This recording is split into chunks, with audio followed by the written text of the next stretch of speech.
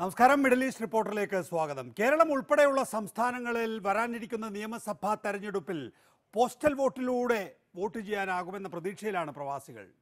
രാജ്യത്തിന്റെ വികസനത്തിൽ തങ്ങളുടെ കൂടി പങ്കാളിത്തം വിലമതിക്കാനാവാത്തതാണെന്നും എത്രയോ നാളുകളായി തങ്ങൾ മുന്നോട്ട് വയ്ക്കുന്ന ആവശ്യം ഇത്തവണ അംഗീകരിക്കപ്പെടുമെന്നാണ് പ്രതീക്ഷയെന്നും പ്രവാസി മലയാളികൾ പ്രതികരിക്കുന്നു. വരാനിരിക്കുന്ന നിയമസഭാ തെരഞ്ഞെടുപ്പുകളിൽ പ്രവാസികൾക്ക് പോസ്റ്റൽ വോട്ടിലൂടെ സമ്മതിദാനാവകാശം വിനിയോഗിക്കാൻ അനുമതി തേടി തെരഞ്ഞെടുപ്പ് കമ്മീഷൻ കേന്ദ്ര സർക്കാരിനെ സമീപിച്ചിരിക്കുകയാണ്. തെരഞ്ഞെടുപ്പ് കമ്മീഷന്റെ ആവശ്യം കേന്ദ്ര സർക്കാർ അംഗീകരിച്ചാൽ വരുന്ന നിയമസഭാ തെരഞ്ഞെടുപ്പിൽ വിദേശ രാജ്യങ്ങളിലുള്ള മലയാളികളായ പ്രവാസികൾക്കും വോട്ട് ചെയ്യാം. കേന്ദ്ര സർക്കാർ ഇതേക്കുറിച്ച് ഉചിതമായ തീരുമാനം എടുക്കുമെന്നാണ് പ്രതീക്ഷയെന്നും ഇത്തവണ നിയമസഭാ തെരഞ്ഞെടുപ്പിൽ വോട്ട് ചെയ്യാനാവുമെന്നാണ് കരുതുന്നതെന്നും പ്രവാസി മലയാളികൾ പ്രതികരിച്ചു. പ്രവാസികളായ ഇന്ത്യക്കാർ, സ്പെഷ്യലി കേരളത്തിലുള്ള എല്ലാ ജനങ്ങളും അല്ലേ ഇവിടെയാണ്. നമുക്കെല്ലാവർക്കും വോട്ട് ചെയ്യണമെന്ന് ആഗ്രഹമുണ്ട്. ഇന്ത്യക്ക് വേണ്ടി ഏറ്റവും കൂടുതലും കഷ്ടപ്പെടുന്നതും നമ്മുടെ പ്രവാസികളാണ്. അപ്പോൾ നമ്മുടെ മാറ്റി നിർത്താതെ ശരിക്കും നമ്മളെയും കൂടി അതിൽ ഉൾപ്പെടുത്തുന്നത് നല്ലൊരു കാര്യമാണ്. നമ്മളൊരു ഇന്ത്യക്കാരനാണ്. അപ്പോൾ ഇന്ത്യക്കാരനെ സ്ഥിതിക്ക് നമ്മൾക്ക് ഇവിടുന്ന് വോട്ടവകാശം വേണം. എന്നാലേ നമുക്ക് നാട്ടിൽ പോയിട്ട് എന്തെങ്കിലും ചെയ്യാൻ പറ്റും. അപ്പോൾ നമ്മൾ ഇന്ത്യക്കാരനല്ലേ, അപ്പോൾ നമുക്ക് നിർബന്ധമായിട്ട് വോട്ട് വേണമല്ലോ. പ്രവാസികൾക്ക് വോട്ട് പോകണമെന്ന് വെച്ചാൽ ഇപ്പം വോട്ട് ചെയ്തിട്ട് എന്ത് വേണ്ട, എന്ത് നേടാനാന്ന് വോട്ട് ചെയ്തിട്ട്? പ്രവാസികൾ എന്ത് നേടാനാന്ന്? പ്രവാസികളെല്ലാം എല്ലാവരും കടത്തിലും അങ്ങനെ ഇങ്ങനെ മുങ്ങി കിടക്കുമ്പോൾ ആരാ സഹായിക്കുന്നത്? ഇല്ലവരെല്ലാം അവരെ വന്നാന്ന് മന്ത്രിമാരായാലും ആരായാലും തന്നെ അവരവരെ പോക്കറ്റ് നിറയുന്നല്ലാണ്ട്.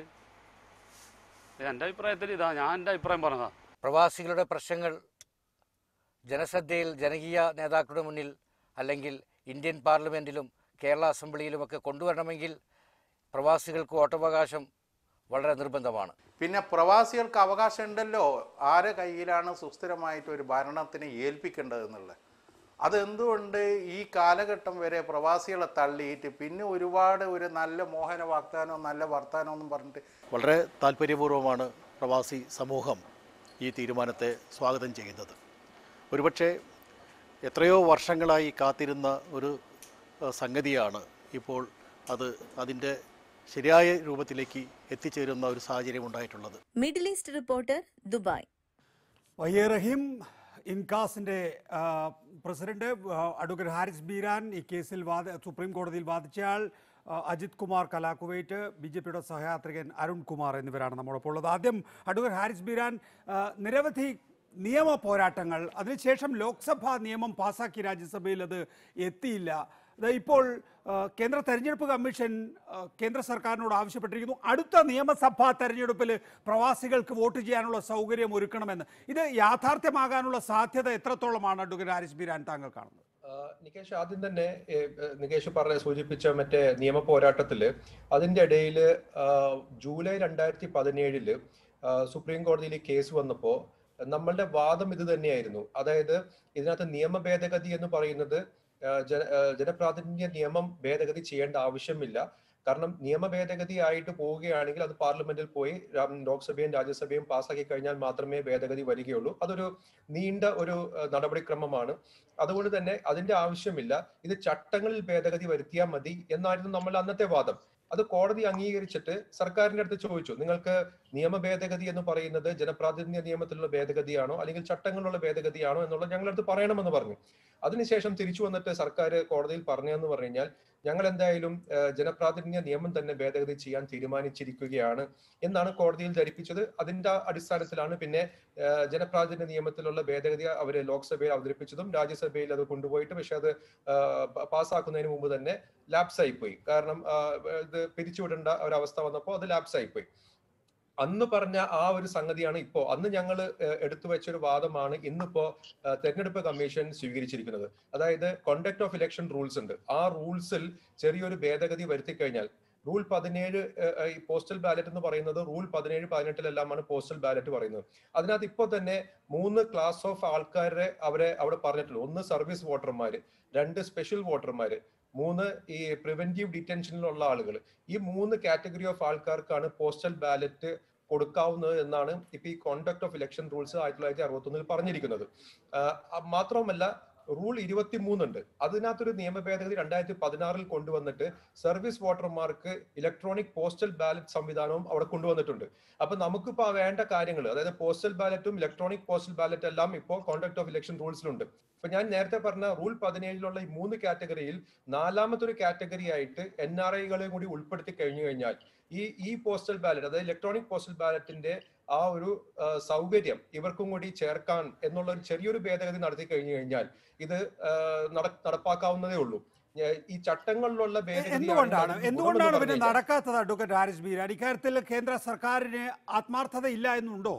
അങ്ങനെ തീർച്ചയായിട്ടും അങ്ങനെ പറയാൻ പറ്റില്ല നികേഷ്. കാരണം എന്ന് വെച്ചാല് അതിന്റെ ഒരു കാരണം കൊണ്ടായിരുന്നല്ലോ അവര് നിയമ ഭേദഗതി തന്നെ കൊണ്ടുവരാൻ വേണ്ടിയിട്ട്. അത് ഓഗസ്റ്റ് 2018 ലോക്സഭയിൽ കൊണ്ടുവന്നത്.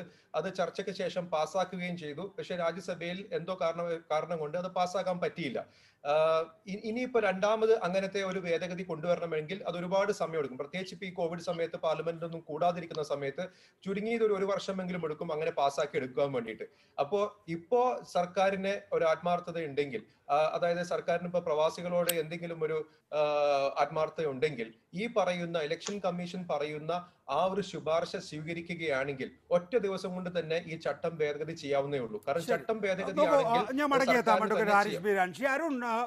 പ്രധാനമന്ത്രി നരേന്ദ്രമോദിക്ക് ലോകമെങ്ങും ആരാധകരുണ്ട് എന്നുള്ളതാണല്ലോ BJPയുടെ വിശ്വാസം. ഒരു പ്രവാസി വോട്ട് എന്ന് പറയുന്നത് ഒരു പൗരാവകാശം കൂടിയാണ് ഒരു പ്രവാസിയുടെ. എന്തുകൊണ്ടാണ് പിന്നെയും ഇത് തീരുമാനമെടുക്കുന്നത് നീട്ടി പോകുന്നത്? നോക്കൂ, അഡ്വക്കേറ്റ് ഹാരിസ് ബീരാൻ കൃത്യമായി ഇവിടെ പറഞ്ഞു കഴിഞ്ഞു. ഗവൺമെന്റിന്റെ നിലപാടുകളെ കുറിച്ച് അങ്ങയുടെ ചോദ്യത്തിനുള്ള ഉത്തരമായിട്ട് ശ്രീ ഹാരിസ് ബീരാൻ കൃത്യമായി പറഞ്ഞു കഴിഞ്ഞു. ഗവൺമെന്റിന് ഇതിനോടൊരു നിഷേധ സമീപനമല്ല. അതുകൊണ്ടാണല്ലോ ജനപ്രാതിനിധ്യ നിയമം തന്നെ നേരിട്ട് ഭേദഗതി ചെയ്യാമെന്ന ഒരു കാര്യം അന്ന് കോടതിയെ അറിയിച്ചത്. സ്വാഭാവികമായിട്ടും ഒരു ലെജിസ്ലേറ്റീവ് പ്രോസസ് ആകുമ്പോൾ അതിൻ്റെതായ കാലതാമസം എടുക്കും. നമ്മൾ ആലോചിച്ച് നോക്കണം, നമ്മൾ പ്രവാസത്തിന്റെ 50ാം വർഷം 60ാം വർഷമൊക്കെ ആഘോഷിക്കുന്ന സമയമാണിപ്പോൾ. അപ്പോൾ ഈ 60ാം വർഷത്തിലാണ് നമ്മളിപ്പോൾ പ്രവാസി വോട്ടിനെ കുറിച്ച് സംസാരിക്കുന്നത്. ഈ 60 വർഷവും ഇന്ത്യയിൽ ഗവൺമെന്റുകൾ ഉണ്ടായിരുന്നു.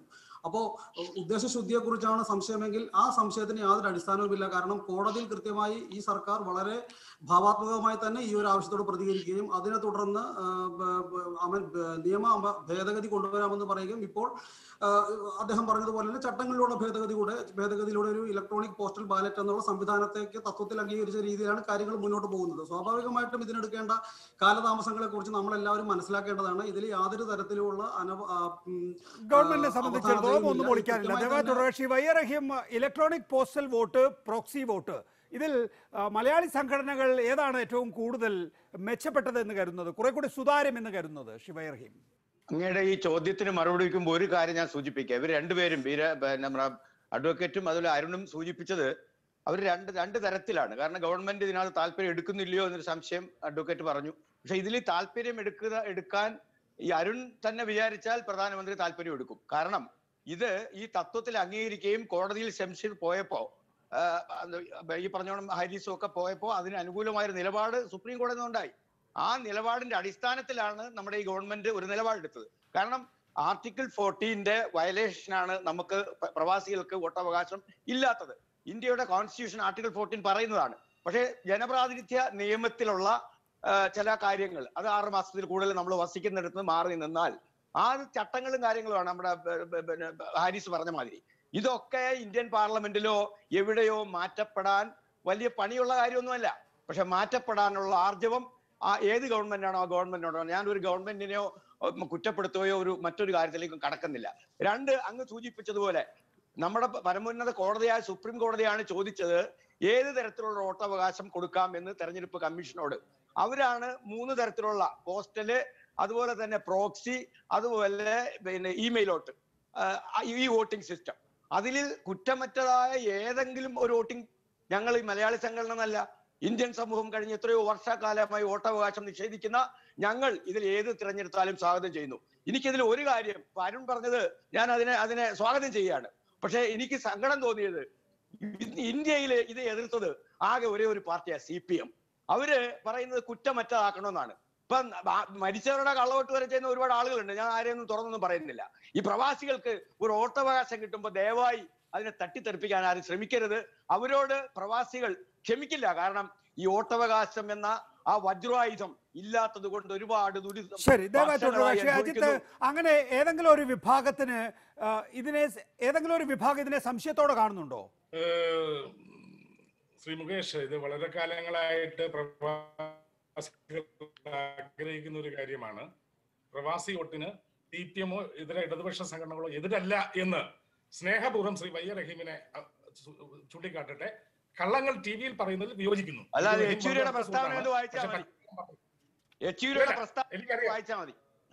റഹീം, മിസ്റ്റർ റഹീം, അറിയേണ്ട കാര്യം 5 വർഷം മുമ്പേ CPM-ന്റെ ഔദ്യോഗികമായി കേന്ദ്ര ഗവൺമെന്റ് അറിയിച്ചിട്ടുള്ളതാണ് പ്രവാസി വോട്ടിന് CPM എതിരല്ല. അജിത്തെ, ഞാൻ നിങ്ങളുടെ പാർട്ടിയുടെ നേതാവ് ഇതിനെതിരായിട്ട് സംസാരിച്ചപ്പോൾ വേദന തോന്നി, അത് തിരുത്തിയാ മതി. പാർട്ടി ഔദ്യോഗികമായ നിലപാട് പ്രവാസി വോട്ടിന് എതിരല്ല, അത് മനസ്സിലാക്കുക. ഗൾഫിലെ പ്രവാസി സംഘടനകളും പക്ഷേ അജിത്ത്, വലിയ താല്പര്യം ഇടതുപക്ഷം കാണിക്കാത്തതിന്റെ കാരണം ഇപ്പോൾ ഗൾഫ് മേഖലയിലെ പ്രവാസി വോട്ട് അവിടെ ഒന്നുകിൽ പ്രോക്സി വോട്ട് എന്നുള്ള നിലയിലോ അല്ലെങ്കിൽ ഈ ഇലക്ട്രോണിക്കൽ പോസ്റ്റൽ വോട്ട് എന്നുള്ള നിലയിലോ, അതല്ല ഇനി എംബസിയിലും കോൺസുലേറ്റിലും പോയി വോട്ട് ചെയ്യാമെന്ന നിലയിലോ വന്നു കഴിഞ്ഞാൽ ലീഗുകാർ കയറി നിരങ്ങുമെന്നുള്ള തോന്നല് LDF-നെ സംബന്ധിച്ചിടത്തോളം ഉണ്ടോ? ഇല്ല. പ്രവാസികൾക്ക് വോട്ട് അനുവദിക്കണം. അതിൽ നേരത്തെ പറഞ്ഞത് വ്യത്യസ്തമാണ്. അഡ്വക്കേറ്റ് ബീരാൻ അടക്കമൊക്കെ ആളുകൾ വാദിച്ചപ്പോൾ നേരത്തെ സുപ്രീം കോടതിയുടെ 3 നിർദ്ദേശങ്ങളാണ് വന്നത്. ഒന്ന്, പ്രവാസികൾക്ക് നാട്ടിലെത്തി വോട്ട് ചെയ്യാം. രണ്ടാമത്തതാണ് പ്രോക്സി വോട്ട്. മൂന്നാമത്തതാണ് ഇപ്പോൾ വന്നുള്ള ഇലക്ട്രോണിക്സ് വോട്ടിംഗ്. അതിൽ പ്രോക്സി വോട്ടിൽ മാത്രം ഒരു അപകടമുണ്ട്. ആ അപകടം എന്ന് പറഞ്ഞാൽ വൻതോതിൽ വോട്ട് കച്ചവടത്തിന് സാധ്യത വരും. അതേസമയം ഇലക്ട്രോണിക്സ് വോട്ടിംഗ് എന്ന് പറയുന്നത് ആളുകൾ ബാലറ്റിന് അപേക്ഷിച്ച് അത് ഡൗൺലോഡ് ചെയ്ത്, ഇമെയിൽ ലഭിക്കുന്നത് ഡൗൺലോഡ് ചെയ്ത് അറ്റസ്റ്റ് ചെയ്ത് പോസ്റ്റിൽ അയക്കണം എന്നുള്ളതാണ്. അതിൽ അറ്റസ്റ്റേഷൻ ഒരു ബുദ്ധിമുട്ടുണ്ട്. കാരണം പല ആളുകൾക്കും സൗദി പോലെ വിശാലമായ ഒരു രാജ്യത്തൊക്കെ അറ്റസ്റ്റേഷൻ ഇത്രയും ആളുകൾക്ക് ചുരുങ്ങിയ സമയം കൊണ്ട് അറ്റസ്റ്റേഷൻ കഴിയില്ല. മറിച്ച് അവർ ഡൗൺലോഡ് ചെയ്ത് പോസ്റ്റിൽ അയക്കുന്ന സംവിധാനമായിരിക്കും ഏറ്റവും നല്ലത്. ഇപ്പോൾ പറഞ്ഞിരിക്കുന്ന 1-2 നിർദ്ദേശങ്ങൾ കാണേണ്ടത്, കഴിഞ്ഞ പ്രാവശ്യം BJP ഗവൺമെന്റ് അത് NDA ഗവൺമെന്റ് നടപ്പാക്കുന്നതിന്റെ കാരണം വടക്കേ ഇന്ത്യയിലെ സംസ്ഥാനങ്ങളിൽ പഞ്ചാബ്, ഗുജറാത്ത്, തെക്കേ ഇന്ത്യൻ സംസ്ഥാനങ്ങൾ, കേരളമാണ് പ്രവാസി സാന്ദ്രതയുള്ള സംസ്ഥാനങ്ങൾ. അതിൽ മറ്റ് സംസ്ഥാനങ്ങളിലുള്ള ആളുകൾ ഇതിനെ എതിർത്തുകൊണ്ടാണ് രാജ്യസഭയിൽ ഇത് അവതരിപ്പിക്കാതെയോ പാസ്സാകാതെയോ പോയിട്ടുള്ളത്. ഇപ്പൊ പറഞ്ഞ കാര്യം ശരിയാണ്. ഏതാണ്ട് ഇന്ത്യൻ ജനസംഖ്യയുടെ 3% ആളുകൾ പ്രവാസികളാണ്, വോട്ടർമാർ. കേരളത്തെ സംബന്ധിച്ചോളം അത് 18-20% പ്രവാസി വോട്ടർമാരുണ്ട്. എന്നെ സംബന്ധിച്ചിടത്തോളം ഞാൻ മുമ്പോട്ട് വെക്കുന്നത് കുറച്ചുകൂടെ വിശാലമായ കാര്യത്തിലാണ്. 1-ാം ഘട്ടത്തിൽ പ്രവാസി വോട്ട് സാധ്യമാണ്. 2-ാം ഘട്ടത്തിൽ പ്രവാസികൾക്ക് നിയമസഭാ മണ്ഡലങ്ങളും ലോകസഭാ മണ്ഡലങ്ങളും റിസർവ് ചെയ്യുന്ന തരത്തിലേക്ക് നമ്മുടെ പ്രവാസികളുടെ അവകാശങ്ങൾ കൂടുതലായി അംഗീകരിക്കപ്പെടണം എന്ന കാര്യമാണ് ഞാൻ പലപ്പോഴും കഴിഞ്ഞ 5 ദയവായി തുടരുക. ഞാൻ മടങ്ങിയെത്താം താങ്കളിലേക്ക്. അതൊരു പുതിയൊരു കാഴ്ചപ്പാടാണോ എന്ന് എനിക്ക് സംശയമുണ്ട്. ഞാൻ എന്തായാലും ആദ്യമായിട്ട് കേൾക്കുകയാണ് ഒരു സംവരണം ഏർപ്പെടുന്നത്. പക്ഷേ വൈ റഹീം, നോക്കൂ, ലോകത്തെ ഈ പ്രവാസി വോട്ട് അംഗീകരിച്ചിട്ടുള്ള രാജ്യങ്ങളിലെല്ലാം തന്നെയും ഇലക്ഷൻ ക്യാമ്പയിൻ വളരെ സൈലൻ്റായി നടക്കുന്ന രാജ്യങ്ങളാണ്. ഇപ്പോൾ അമേരിക്ക ആയാലും ഫ്രാൻസ് ആയാലും നമുക്കറിയാവുന്ന ലോകരാജ്യങ്ങളെല്ലാം തന്നെയും. ഇപ്പോൾ ഇന്ത്യയെ പോലെ വളരെ ലൗഡായ രീതിയിൽ തെരഞ്ഞെടുപ്പ് പ്രചരണം നടത്തുന്ന ഇപ്പോൾ ഉദാഹരണത്തിന് നമ്മുടെ ഇവിടെ ഒരു നിയമസഭാ തെരഞ്ഞെടുപ്പ് 2021 നിയമസഭാ തെരഞ്ഞെടുപ്പിന് പ്രവാസി വോട്ട് അനുവദിച്ചു എന്ന് വരിക. ഈ ഗൾഫ് രാജ്യങ്ങളിലെല്ലാം തന്നെയും കേരളത്തിൻ്റെ ഒരു പരിച്ഛേദമായി മാറും അല്ലേ? അവിടെ ചുവരെഴുത്തായിരിക്കും, അവിടെ നിങ്ങളുടെ തെരഞ്ഞെടുപ്പ് പ്രചരണമായിരിക്കും. അപ്പോൾ യഥാർത്ഥത്തിൽ കേരളത്തിൻ്റെ മറ്റൊരു രൂപമായിട്ട് ഗൾഫ് രാജ്യങ്ങൾ മാറുമെന്നുള്ള ഒരു വളരെ രസകരവും വിചിത്രവുമായിട്ടുള്ള ഒരു അനുഭവം നമ്മളെ സംബന്ധിച്ചിടത്തോളം തൊട്ടു മുന്നിൽ നിൽക്കുകയാണ് അങ്ങനെ സംഭവിച്ചാൽ. തീർച്ചയായും ഇപ്പൊ തന്നെ നികേഷ്, ഞങ്ങൾ ഈ പഞ്ചായത്ത് തെരഞ്ഞെടുപ്പിന് ഈ ഇന്ത്യൻ അസോസിയേഷൻ ഷാർജയിലാണ് ഞാൻ ഇപ്പോൾ സംസാരിക്കുന്നത്. ഇവിടെ കഴിഞ്ഞ 1.5 മാസമായി കൺവെൻഷൻ നടക്കുന്നു. ഞങ്ങൾ ഫോണിലൂടെ അതുപോലെ തന്നെ വാട്സപ്പിലൂടെ തിരുവനന്തപുരം മുതൽ കാസർഗോഡ് വരെയുള്ള UDF-ന്റെ സ്ഥാനാർത്ഥികൾക്ക് ഞങ്ങൾ വോട്ട് പിടിക്കുന്നു. ഞങ്ങളെക്കാൾ കുറച്ചുകൂടി രഹസ്യമായി അജിത്തിന്റെ ആൾക്കാർ വോട്ട് പിടിച്ചുകൊണ്ടിരിക്കുന്നു. ഇവിടുത്തെ നിയമം ഇവിടെ വന്നാൽ അത് അനുസരിക്കും. കാരണം അത് അനുസരിച്ചില്ലെങ്കിൽ ഉണ്ടാകുന്ന ഭവിഷ്യത്ത് എല്ലാവർക്കും അറിയാം. അതുകൊണ്ട് ഇതൊരു തപാൽ വോട്ട് വരുന്നത് കൊണ്ടോ ഓൺലൈൻ വോട്ട് വരുന്നത് കൊണ്ടോ അല്ലെങ്കിൽ പ്രോക്സി വോട്ട് വരുന്നത് കൊണ്ടോ ഈ പ്രവർത്തനങ്ങൾ കുറച്ച് കൂടും എന്നല്ലാതെ നിയമലംഘനത്തിലേക്കോ മറ്റു കാര്യത്തിലോ പോകത്തില്ല എന്ന് 100% ഞാൻ ഉറപ്പുവരാം. എനിക്ക് അജിത്തിനെ വലിയ സ്നേഹമാണ്. നമ്മുടെ ആ വല്ലാത്ത കെട്ടകാലത്തെ ഒരുപാട് സൗഹൃദം ഉണ്ടായിരുന്നു. പക്ഷെ അജിത്തെ, എനിക്ക് വേദനയുള്ളത് ഇത് ഇന്ത്യയിൽ ആകെ എതിർക്കുന്നത് CPM ആണ്. സീതാറാം യെച്ചൂരി പറഞ്ഞത് ഞാൻ കുറച്ചുകൂടെ കടത്തി പറയാണ്. ഇത് വിദേശത്തുള്ള ആളുകള് ഇത് കാശ് കൊടുത്ത് വോട്ട് വിൽക്കുമെന്നൊക്കെ പറഞ്ഞാൽ അതങ്ങോട്ട് താങ്ങാനാവുന്ന ശക്തി ഞങ്ങളുടെ മനസ്സിനില്ല. കാരണം ഇത് വോട്ടവകാശം വരും. ഇപ്പോ ഞാനൊരു എക്സാമ്പിൾ പറയട്ടെ നികേഷ്, ഇപ്പൊ കോവിഡ് കെട്ടകാലം വന്നു, നാട്ടിലെ ത്രിദിന പഞ്ചായത്ത് നടക്കുന്നു. എവിടെ പോസ്റ്റൽ വോട്ട് മാത്രമല്ല, ഈ റൂൾ 17 അനുസരിച്ച് 3 വിഭാഗത്തിന് മാത്രമല്ല, കോവിഡ് പോസിറ്റീവിനും നെഗറ്റീവിനും കോവിഡിന് കാവലിരിക്കുന്നവർക്കും എല്ലാവർക്കും ഇതിനെല്ലാം ഉപരി അവിടെ വീട്ടിൽ പോയി ബാലറ്റ് കൊടുത്തു കേരളത്തിൽ. എന്തുകൊണ്ട് ഈ സാങ്കേതിക വിദ്യ ഇത്രയും നല്ല നിലയിൽ നിൽക്കുന്ന? പിന്നെ ഒരു കാര്യം കൂടെ ഞാൻ സൂചിപ്പിക്കാം. അങ്ങൊരു കാര്യം മനസ്സിലാക്കുക, ഇന്ത്യക്ക് അകത്ത് ഈ മെഷീനകത്തൊക്കെ കാണിക്കുന്നത് പോലെ ഇത് ലോകത്തിന്റെ ശ്രദ്ധയിൽപ്പെടുന്ന ഒരു തെരഞ്ഞെടുപ്പായാൽ അത് വളരെ സുതാര്യമായി ഇന്ത്യ ചെയ്യും, എനിക്കതിൽ ഉറപ്പുണ്ട്. കാരണം ഇത് ഇന്ത്യയെ മറ്റു നാടുകളിൽ വളരെ മോശമായി ചിത്രീകരിക്കാനുള്ള ഒരു ഇടം ഉണ്ടാവും. അതുകൊണ്ട് അറ്റ്ലീസ്റ്റ് ഈ വിദേശ മലയാളികൾക്ക് ഇടുന്ന വോട്ടിംഗ് സിസ്റ്റം അത് 100% പ്യൂരിഫൈഡ് ആയിട്ടുള്ള വോട്ടിംഗ് സിസ്റ്റം ആയിരിക്കും. അഡ്വക്കേറ്റ് ഹാരിസ് ബീരാൻ, ഇപ്പോൾ ശ്രീ വൈ റഹീം ചൂണ്ടിക്കാണിച്ചതുപോലെ നമ്മൾ അസാധ്യമെന്ന് കരുതിയ പല കാര്യങ്ങളും ഇപ്പോൾ കൊറോണ കാലത്ത് നമ്മൾ സാധ്യമാക്കുകയാണ്. ഒന്ന് പ്രധാനമായും ഈ വോട്ട് തന്നെ. നമ്മുടെ വീട്ടിൽ വന്ന് വോട്ട് ചെയ്യാം. വീട്ടിൽ വന്ന് വോട്ട് ചെയ്യാമെന്നല്ല, ഒരു പോളിംഗ് ഓഫീസർ വന്ന് കോവിഡ് രോഗിയാണ് എങ്കിൽ എൻ്റെ വോട്ട് രേഖപ്പെടുത്തുന്നു, അപ്പോൾ തന്നെ എനിക്ക് ബാലറ്റ് തിരികെ ഏൽപ്പിക്കാൻ കഴിയുമെങ്കിൽ തിരികെ ഏൽപ്പിക്കാൻ പറ്റുന്നു. ഇനി അഥവാ കുറച്ച് കഴിഞ്ഞിട്ടേ കൊടുത്തയക്കാൻ കഴിയുമെങ്കിൽ വൈകിട്ട് കൊടുത്തയച്ചാൽ മതി എന്നാണ് പറയുന്നത്. അപ്പോൾ പല കാര്യങ്ങളും സാധ്യമാണ്. നിയമം അങ്ങനെ അടഞ്ഞു കിടക്കുന്നതല്ല. അപ്പോൾ പ്രവാസികളുടെ കാര്യത്തിൽ മാത്രം അത് സാധ്യമാകാത്തത് എന്തേ? 1 കോടി വോട്ടർമാരുണ്ടെങ്കിൽ അതിൽ 60% വോട്ട് ചെയ്താൽ തന്നെ കേരളത്തിലെ ഒരു വ്യത്യസ്ത ചിത്രം ഉണ്ടാകും. ഈ കാര്യത്തിന് വേണ്ടിയിട്ട് ഡോക്ടർ ഷംഷീറിന്റെ കൂടെ മുഖ്യ തെരഞ്ഞെടുപ്പ് കമ്മീഷണർ ആയിരുന്ന ജയ്ദീനെ കണ്ടിട്ടുണ്ട്. ഇപ്പോഴത്തെ മുഖ്യ തെരഞ്ഞെടുപ്പ് കമ്മീഷണറായ സുനിൽ അറോറയെയും കണ്ടിട്ടുണ്ട്. അപ്പൊ അവർക്കെല്ലാവർക്കും ഇതിനെ കുറിച്ചിട്ടുള്ള വ്യക്തമായിട്ടുള്ള ധാരണ തന്നെയുണ്ട്. അവർ പറയുന്നത് വെച്ചാൽ ആദ്യം നിങ്ങൾ ഈ പ്രവാസികൾക്ക് വോട്ട് അവകാശം കിട്ടട്ടെ, എങ്ങനെ വോട്ട് ചെയ്യണം എന്നുള്ളത് 2ാമത്തെ ഘട്ടമാണ്. ആ വോട്ടവകാശം കിട്ടലാണ് നിങ്ങൾക്ക് ഇപ്പോ വേണ്ട ഏറ്റവും ആദ്യത്തെ ഒരു കടമ്പ. ഇപ്പോ തെരഞ്ഞെടുപ്പ് കമ്മീഷണർമാര് പറയുന്നത് നമുക്ക് വിശ്വസിക്കാമെങ്കിൽ അവർ പറയുന്നത് ഞങ്ങളുടെ ഒരു ലക്ഷ്യം എന്ന് പറയുന്നത് ഈ ഒറ്റ മൊബൈൽ ഫോണിൽ നിന്നുകൊണ്ട് തന്നെ പോളിംഗ് സ്റ്റേഷനിൽ പോലും പോകാതെ വോട്ട് ചെയ്യേണ്ട ഒരു അവസ്ഥ കൊണ്ടുവരണമെന്നുള്ള രീതിയിലുള്ള ടെക്നോളജി വിപുലീകരിച്ചെടുക്കാൻ വേണ്ടിയിട്ടാണ്. കാരണം അങ്ങനത്തെ ഒരു ടെക്നോളജി വന്നു കഴിഞ്ഞാൽ അതിപ്പോ പ്രവാസി ആയാലും ഇവിടെ ഇന്ത്യയിലുള്ള ആളുകളായാലും ആർക്കും പോളിംഗ് സ്റ്റേഷനിൽ പോലും പോകാതെ അവരുടെ മൊബൈൽ ഫോണിൽ തന്നെ OTP കിട്ടുകയും ആ OTP ഉപയോഗിച്ചിട്ട് തന്നെ നിങ്ങൾക്ക് വോട്ട് ചെയ്യാനുള്ള ഒരു സൗകര്യം ഉണ്ടാക്കുകയും അതിനു വേണ്ടിയിട്ടുള്ള ഈ ടെക്നോളജിക്കൽ അഡ്വാൻസ് ഇലക്ഷൻ കമ്മീഷനിൽ നടക്കുന്നുണ്ട് എന്നുള്ളതാണ് മുഖ്യ തെരഞ്ഞെടുപ്പ് കമ്മീഷണറായിട്ടുള്ള മീറ്റിംഗിൽ അവരൊക്കെ നമ്മളടുത്ത് പറയുന്നത്. അപ്പോൾ പ്രവാസികളെ സംബന്ധിച്ച് ഇപ്പൊ ഏറ്റവും അടിസ്ഥാനപരമായിട്ട് അവർക്ക് വേണ്ടതെന്ന് പറഞ്ഞു കഴിഞ്ഞാൽ വോട്ടിംഗ് ആയിട്ട്, കാരണം വെച്ചാൽ 2010 ആദ്യമായിട്ട് ഇവർക്ക് വോട്ടിംഗ് റൈറ്റ് കിട്ടുന്നത്. അതിനു മുമ്പ് ഇവർക്ക് വോട്ടവകാശം തന്നെ ഉണ്ടായിരുന്നില്ല. 2010 നമുക്ക് നിയമത്തിൽ വലിയ തടസ്സമില്ല എന്നാണ് അഡ്വക്കേറ്റ് ഹാരിസ് ബീരാൻ. ഇപ്പോൾ ഉദാഹരണത്തിന് അമേരിക്കൻ പ്രസിഡന്റ് ഇലക്ഷന് നമ്മൾ വളരെ ക്ലോസ് ആയി വാച്ച് ചെയ്യുന്ന നിൽക്കുന്ന സമയമാണ്. അമേരിക്കൻ പ്രസിഡന്റ് ഇലക്ഷനിൽ ഈ മക്ഡൊണാൾഡ്സിൽ പോയി നമ്മൾ ഫുഡ് പാക്കറ്റ് വാങ്ങുന്നത് പോലെ പോയി വോട്ട് ചെയ്യാം. നമ്മൾ വോട്ടിംഗ് മെഷീൻ നമ്മുടെ മുമ്പിൽ കാണിച്ചു തരികയാണ്. നമുക്ക് കാറിലിരുന്ന് വോട്ട് ചെയ്യാം. ഇവിടെ കേരളത്തിൽ നമ്മൾ കണ്ടു, വീട്ടിലേക്ക് കൊണ്ട് പോളിംഗ് ബാലറ്റ് പേപ്പർ കൊടുക്കുകയാണ്. അപ്പൊ ഇതൊക്കെ സാധ്യമാണ്. ഇതൊക്കെ സാധ്യമാണ്. ഇതിനകത്തേക്കുള്ള ഒരു സാങ്കേതികത്വം എങ്ങനെയാണ് നേടിയെടുക്കേണ്ടതെന്നുള്ള ഒരു ശ്രമത്തിലാണ് എന്നുള്ളതാണ് ഞങ്ങളുടെ വിശ്വാസം. കാരണം മുഖ്യ തെരഞ്ഞെടുപ്പ് കമ്മീഷണറെ കാണുമ്പോൾ അദ്ദേഹം പറയുന്നത്, അദ്ദേഹത്തിന്റെ ഒരു സ്വപ്നം, ഒരു ലക്ഷ്യമായിട്ട് പറയുന്നത് മൊബൈൽ ഫോണിൽ കൂടെ ജനത വോട്ട് ചെയ്യുന്ന ഒരു കാലഘട്ടമാണെന്നുള്ളതാണ്. അതിനു വേണ്ടിയിട്ടുള്ള ഒരു ശ്രമഫലം അവിടെ നടന്നുകൊണ്ടിരിക്കുന്നു എന്നുള്ളതാണ് അദ്ദേഹം നമ്മുടെ അടുത്ത് പറയുന്നത്. കാരണം അങ്ങനത്തെ ഉള്ള ഒരു ടെക്നോളജിക്കൽ അഡ്വാൻസോട് കൂടി മാത്രമേ എല്ലാവരെയും കൂടി ഒറ്റ കൊടക്കീഴിനകത്ത് കൊണ്ടുവരാൻ പറ്റുകയുള്ളൂ.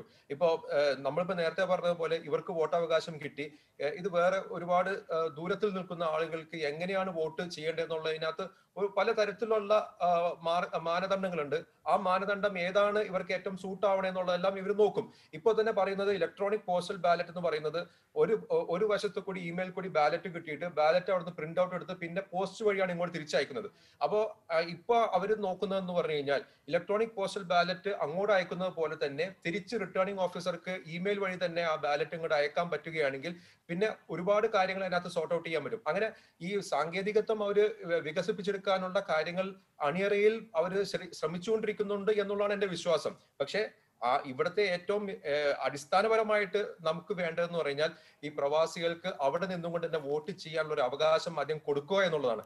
അവകാശം കിട്ടിക്കഴിഞ്ഞാൽ എങ്ങനെയാണ് വോട്ട് ചെയ്യുന്നത് അപ്പോൾ കാണാമെന്നുള്ളതാണ്. അതിന് ഏത് സാധ്യതയാണെങ്കിൽ പോലും നോക്കൂ, അത് ഒരു സാധ്യതയാണെങ്കിൽ തന്നെയും അതിനകത്ത് ഇനി പിഴവുകൾ ഉണ്ടെങ്കിൽ മറ്റ് സാധ്യതകൾ നമുക്ക് തേടാൻ കഴിയുമല്ലോ. നമ്മൾ പോകെയാണ് നമ്മൾ എങ്ങനെയാണ് വോട്ടിംഗ് രീതി തുടങ്ങിയത്. നമുക്കൊരു പെട്ടി വെക്കും, അതിനകത്ത് കാളയും കാളയുടെ കുട്ടിയാണെങ്കിൽ ആ പെട്ടിയിൽ കൊണ്ടിടണം. പിന്നീട് മനസ്സിലായി അതിന് സ്വകാര്യതയില്ല എന്ന്. അപ്പോൾ നമ്മൾ വേറെ മെത്തേഡ്, അത് കഴിഞ്ഞതിന് ശേഷം ഇപ്പോൾ വോട്ടിംഗ് മെഷീൻ വന്നു. അങ്ങനെയാണ് നമ്മൾ ജനാധിപത്യം വികസിപ്പിച്ചിട്ടുള്ളത്, കാലക്രമേണ മാറ്റം വരുത്തിയിട്ടുള്ളത്. പക്ഷേ അരുൺ, എന്തായാലും പ്രവാസികൾക്ക്, ഇന്ത്യയിൽ ജീവിക്കാനാകാത്തവർക്ക് വോട്ടിംഗ് റൈറ്റ് ഉണ്ടാകും നമ്മുടെ തലമുറയ്ക്കുള്ളിൽ തന്നെ എന്ന കാര്യത്തിലൊന്നും ഒരു തർക്കവുമില്ല. കാരണം അതിൽ നിന്ന് ഇന്ത്യക്ക് മാത്രമായി ഒഴിഞ്ഞു നിൽക്കാനാകില്ല.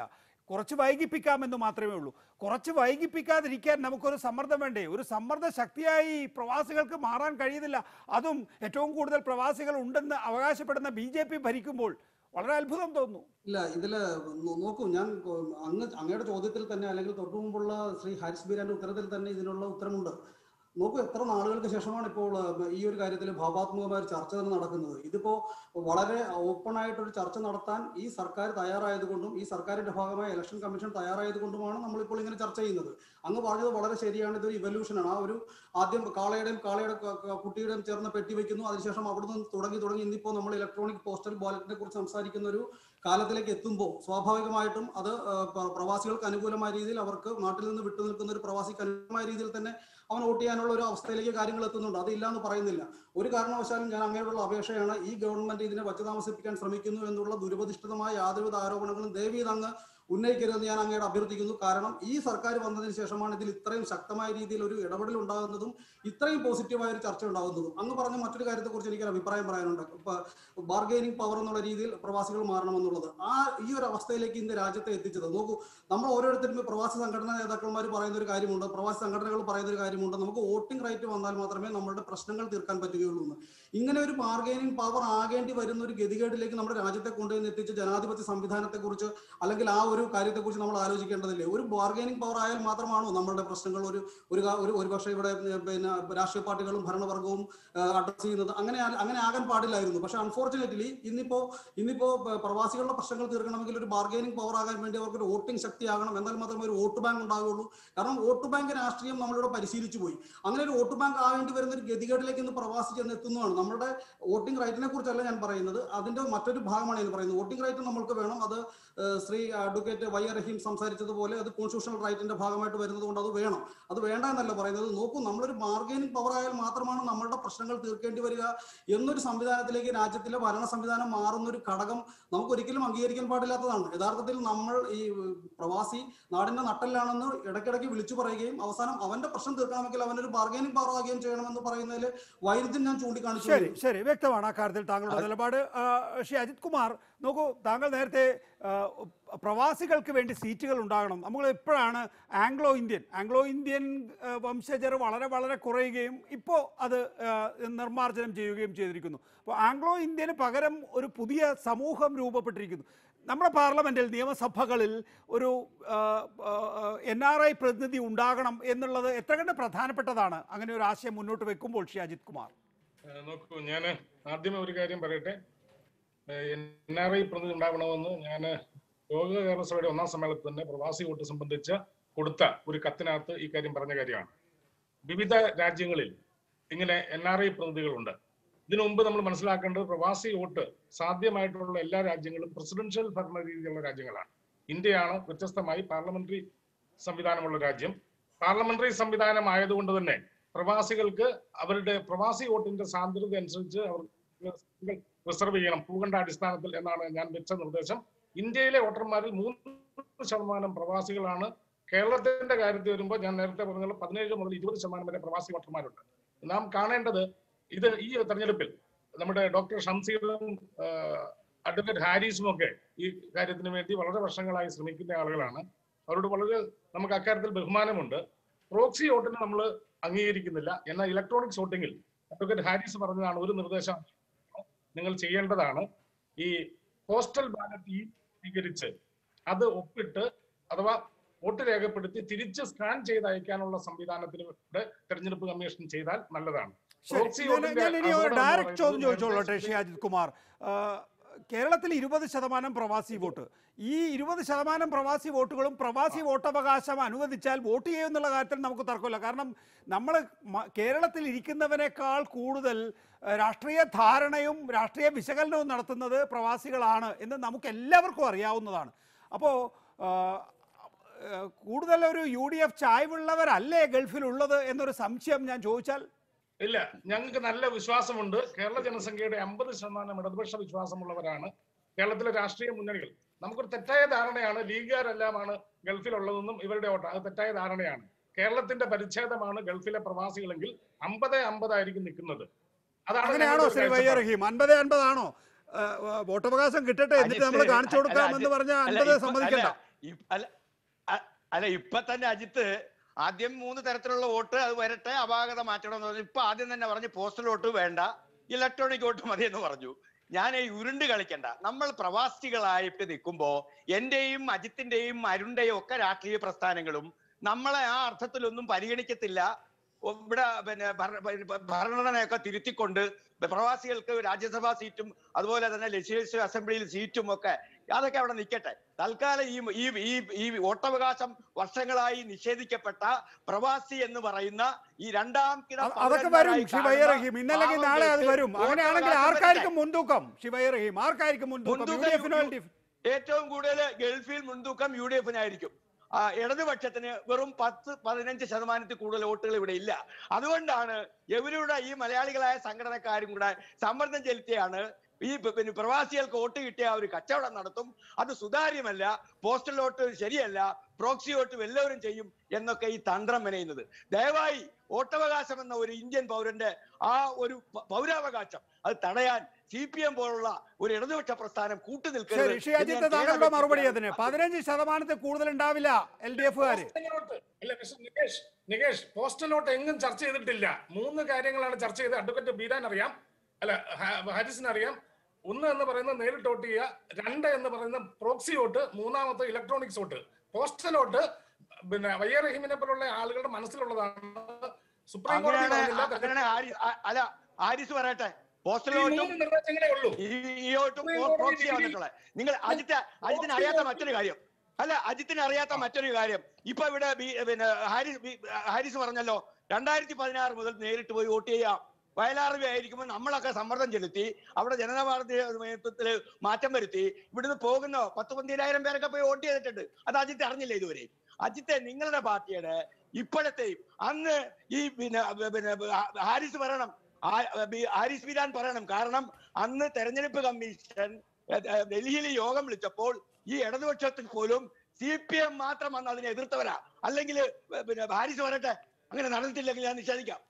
എന്തായാലും ഇത് കേരള രാഷ്ട്രീയത്തിന്റെ ഡൈനാമിക്സ് ആകെ മാറ്റുമെന്നുള്ള കാര്യത്തിൽ ഷാജിത്ത് താങ്കൾക്ക് സംശയം ഉണ്ടാവില്ലല്ലോ അല്ലേ? കുറെ കൂടി ഇൻക്ലൂസീവ് ആയിരിക്കും. ഒരു ഗൾഫുകാരൻ ഉണ്ട് എന്ന് വിചാരിച്ചു കഴിഞ്ഞാൽ അത് ഗൾഫ് കുടുംബമാണ് എന്ന് പറഞ്ഞ് ഇഗ്നോർ ചെയ്യാൻ, അവരെ അവഗണിക്കാൻ എന്തായാലും കേരളത്തിലെ രാഷ്ട്രീയക്കാർക്ക് സാധിക്കാത്ത വിധത്തിലൊരു സ്വാധീന ശക്തിയായി മാറും എന്നുള്ളതാണ്. അത് ആർക്ക് ഗുണം ചെയ്യും എന്നുള്ളത് നമുക്ക് പിന്നീട് വോട്ടെണ്ണൽ കഴിഞ്ഞതിന് ശേഷം തീരുമാനിക്കാം. ശ്രീ അജിത്ത്, പ്രവാസി വോട്ടിനെ നമ്മൾ സർവന്മന സ്വാഗതം ചെയ്യുകയാണ്. ഈ പ്രോക്സി വോട്ടിന്റെ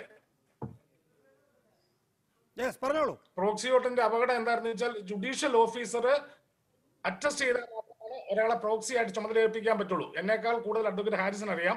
അതാണ് ആ നിർദ്ദേശത്തിൽ ഉണ്ടായിരുന്നത്. അപ്പോൾ ഈ അടുത്ത ഇലക്ഷനിൽ പ്രവാസി വോട്ട് വെച്ചാൽ പ്രോക്സി വോട്ടിൽ ആർക്കും ചെയ്യാൻ കഴിയില്ല. കാരണം പ്രോക്സി വോട്ടാണ് വരുന്നതെങ്കിൽ. കാരണം പ്രവാസി നാട്ടിൽ പോയി ജുഡീഷ്യൽ ഓഫീസറിന്റെ അടുത്ത്, മുനിസിപ്പൽ മജിസ്ട്രേറ്റിന്റെ അടുത്ത് പോയി സത്യവാങ്മൂലത്തിൽ ഒരാളെ ഓതറൈസ് ചെയ്താൽ മാത്രമേ പ്രോക്സി വോട്ട് സാധ്യമാവുള്ളായിരുന്നു. നോക്കൂ, രാഷ്ട്രീയത്തില് ഒരു മാറ്റം മറിച്ചിലുണ്ടാകും. അതിപ്പോ ഒരുപക്ഷെ ഉത്തരേന്ത്യൻ രാഷ്ട്രീയം നോക്കിക്കഴിഞ്ഞാൽ BJPക്ക് അനുകൂലമായിരിക്കും, ദക്ഷിണേന്ത്യൻ രാഷ്ട്രീയം നോക്കി കഴിഞ്ഞാൽ BJPക്ക് എതിരായ രാഷ്ട്രീയത്തിലായിരിക്കും. ഈ ഒരു മാറ്റം മറിച്ചിലുകൾ സംബന്ധിച്ചൊരു രാഷ്ട്രീയ തീരുമാനം എടുക്കാൻ വയ്യായിക യഥാർത്ഥത്തിൽ ഈ പറയുന്ന തീരുമാനം നീണ്ടുപോകുന്നതിലുണ്ടോ ഷിയാരുൺ? ഒരിക്കലുമില്ല ശ്രീ നികേഷ്. ഞാൻ പറഞ്ഞില്ലേ, അങ്ങനെ ആയിരുന്നുവെങ്കിൽ ഈ ചെറിയ കാലത്തിൽ ഈ NDA ഭരിക്കുന്ന ഈ ചെറിയ കാലത്തിനുള്ളിൽ തന്നെ ഇത്രയും പ്രാക്ടിക്കലായിട്ട് ഇത്രയും പ്രൊആക്റ്റീവായിട്ട് ഈ വിഷയത്തിൽ പ്രതികരിക്കില്ലല്ലോ. ഈ പറയുന്നതൊന്നുമല്ല സത്യം യഥാർത്ഥത്തിൽ. ഇപ്പോൾ ശ്രീ അജിത്ത് അദ്ദേഹം ഇതിന്റെ മൊഡാലിറ്റീസിനെ കുറിച്ചാണ് ചർച്ച ചെയ്യുന്നത്. യഥാർത്ഥത്തിൽ നമ്മുടെ വോട്ടവകാശത്തെ കുറിച്ച് ശ്രീ ഹാരിസ് ബീരാൻ അത് വിശദീകരിച്ചു. വോട്ടവകാശം വന്നതിന് ശേഷം അതിന്റെ മൊഡാലിറ്റീസിനെ കുറിച്ച് ചർച്ച ചെയ്യാമെന്ന് പറയുകയും അതോടൊപ്പം ഇലക്ഷൻ കമ്മീഷൻ അതിനുവേണ്ട മുന്നൊരുക്കങ്ങൾ നടത്തുകയും ചെയ്യുന്നുണ്ട്. നമ്മൾ എന്തിനാണ് പ്രോക്സി വോട്ട് വേണോ ഇലക്ട്രോണിക് പോസ്റ്റൽ വോട്ട് വേണോ എന്നുള്ളതിനെ കുറിച്ച് ഇപ്പോൾ തലപോയിക്കേണ്ട ആവശ്യമില്ല. നാം ഇപ്പോൾ നമ്മുടെ റൈറ്റിന് വേണ്ടി ഫൈറ്റ് ചെയ്യുന്നു. അതിന് ശ്രീ ഹാരിസ് ബീരാൻ ഉൾപ്പെടെയുള്ള അഭിഭാഷക സമൂഹത്തിനും കേസ് കൊടുത്ത ഷംസീർ വയലിനെ പോലുള്ളവരെ നമ്മൾ അഭിനന്ദിക്കുന്നു. അതോടൊപ്പം ഇലക്ഷൻ കമ്മീഷന്റെയും സർക്കാരിന്റെയും ഭാഗത്തുള്ള വളരെ പോസിറ്റീവായിട്ടുള്ള നിലപാടിനെയും നമ്മൾ അഭിനന്ദിക്കുന്നു. പിന്നെ ഇലക്ഷനെ കുറിച്ച് അങ്ങ് തൊട്ടു മുമ്പ് ബാക്കി റഹീം സാറിനോടും അജിത്തിനോടും ചോദിച്ച ചോദ്യത്തിന് എൻ്റെ ഒരു കമന്റ് പറയാം. ഈ കംപ്ലീറ്റ് ആയിട്ട് ജനങ്ങൾ മുഴുവൻ ഇപ്പോൾ റഹീം സാർ പറഞ്ഞ പോലെ നല്ലൊരു ശതമാനം UDF-ലേക്കും വളരെ കുറച്ച് ശതമാനം മാത്രം LDF-ലേക്കും എന്ന് പറയുന്ന തരത്തിലുള്ള ആ കാലമൊക്കെ ഇപ്പൊ മാറിക്കഴിഞ്ഞിരിക്കുന്നു. ഇന്നിപ്പോ യൂത്തിന്റെ ഇലക്ഷനിൽ യൂത്ത് വോട്ട് ചെയ്യുന്നത് എങ്ങനെയാണ്? വികസനത്തിന് വേണ്ടിയാണ് വോട്ട് ചെയ്യുന്നത്, അല്ലാതെ പരമ്പരാഗതമായ ഒരു വോട്ടിംഗ് സ്റ്റൈലിയോ അല്ലെങ്കിൽ ഭരണശൈലിയോ ഒക്കെ ഇപ്പൊ മാറിയത് കൊണ്ട് തന്നെ ഈ പറയുന്ന പ്രഡിക്ഷൻസിലൊന്നും വലിയ കഥയൊന്നുമില്ല. ഓക്കെ, വളരെ നന്ദി ശ്രീ വൈ എ റഹീം. ഒപ്പം തന്നെ അരുൺകുമാർ, അജിത് കുമാർ, അഡ്വക്കേറ്റ് ഹാരിസ് ബീരാൻ ചർച്ചയിൽ പങ്കെടുത്തതിന്. കോവിഡിന്റെ പശ്ചാത്തലത്തിൽ മാസങ്ങളായി UAE-യിൽ നിർത്തിവെച്ചിരുന്ന വെള്ളിയാഴ്ചകളിലെ ജുമുഅ നമസ്കാരം നാളെ മുതൽ പുനരാരംഭിക്കുന്നു. കോവിഡ് വ്യാപനം ശക്തമായ സാഹചര്യത്തിൽ മാർച്ച് മാസത്തിലാണ് ജുമുഅ നമസ്കാരം നിർത്തിവെച്ചത്. 8 മാസങ്ങൾക്ക് ശേഷമാണ് UAE-യിലെ മോസ്കുകളിൽ വെള്ളിയാഴ്ചകളിൽ ഉച്ചയ്ക്ക് നടക്കുന്ന ജുമുഅ നിസ്കാരം പുനരാരംഭിക്കുന്നത്. ദുബായ് എമിറേറ്റിലെ മാത്രം 766 പള്ളികളിൽ നാളെ ഉച്ചയ്ക്ക് ജുമുഅ നിസ്കാരം നടക്കും. National emergency and crisis management ആണ് ഏതാനും ദിവസങ്ങൾക്ക് മുൻപ് ഇതുമായി ബന്ധപ്പെട്ട അറിയിപ്പ് നൽകുന്നത്. ഏകദേശം ഒരു വർഷത്തോളമായി നമ്മുടെ മസ്ജിദുകളെല്ലാം അടച്ചു കിടക്കുകയാണ്. ജുമുഅ നമസ്കാരമൊന്നുമില്ല. ആ വാർത്ത കേട്ടോടെ അൽഹംദുലില്ലാ വളരെ സന്തോഷമുണ്ടായി. പിന്നെ നാളെ ദുഹർ ബാങ്ക് വിളിക്കുന്നതിന് മുമ്പ് അരമണിക്കൂർ മുമ്പ് പള്ളി തുറക്കും. സാമൂഹിക അകലം പാലിക്കൽ, മാസ്കുകളുടെ ഉപയോഗം എന്നിവയുടെ കാര്യത്തിൽ കർശനമായ നിയന്ത്രണങ്ങൾ ഏർപ്പെടുത്തുന്നുണ്ട്. പള്ളികളിൽ 30% ആളുകളെ മാത്രമേ അനുവദിക്കൂ. 10 മിനിറ്റ് മാത്രം ദൈർഘ്യമുള്ള ചടങ്ങുകൾ മാത്രമേ ഉണ്ടാകൂ എന്നും വ്യക്തമാക്കിയിട്ടുണ്ട്. വിശ്വാസികളുടെ എണ്ണം നിയന്ത്രിക്കാൻ പ്രത്യേകം വോളണ്ടിയേഴ്സിനെ ചുമതലപ്പെടുത്തിയിട്ടുണ്ടാകുമെന്നും അധികൃതർ അറിയിച്ചു. Middle east reporter, Dubai. 2020 global teachers prize Indian അധ്യാപകൻ മഹാരാഷ്ട്രയിലെ സോലാപൂരിലെ ജില്ലാ പരിഷത്ത് പ്രൈമറി സ്കൂളിലെ അധ്യാപകനായ രഞ്ജിത്ത് സിൻഹ ദിസാലിയാണ് ഈ വർഷത്തെ ഗ്ലോബൽ ടീച്ചർ പ്രൈസ് പുരസ്കാരം നേടിയത്. സ്കൂളിലെ പെൺകുട്ടികളുടെ ഉന്നമനത്തിനായി നടത്തിയ പ്രവർത്തനങ്ങളാണ് ദിസാലിയെ ഈ നേട്ടത്തിന് അർഹനാക്കിയത്. $10 ലക്ഷം സമ്മാനത്തുക. യുനെസ്കോയുമായി ചേർന്ന് സണ്ണി വർക്കി ഫൗണ്ടേഷൻ ഏർപ്പെടുത്തിയതാണ് ഈ പുരസ്കാരം. UAE വൈസ് പ്രസിഡന്റും പ്രധാനമന്ത്രിയും ദുബായ് ഭരണാധികാരിയുമായ Sheikh Mohammed bin Rashid Al മത്തൂമിന്റെ അനുമതിയോടെ 2014 വർക്കി ഫൗണ്ടേഷൻ നൽകുന്ന പുരസ്കാരത്തിന് തുടക്കം. മിഡിൽ ഈസ്റ്റ് റിപ്പോർട്ടർ അവസാനിക്കുന്നു. നാളെ വീണ്ടും ഇതേ സമയം കാണുന്നതുവരെ നമസ്കാരം.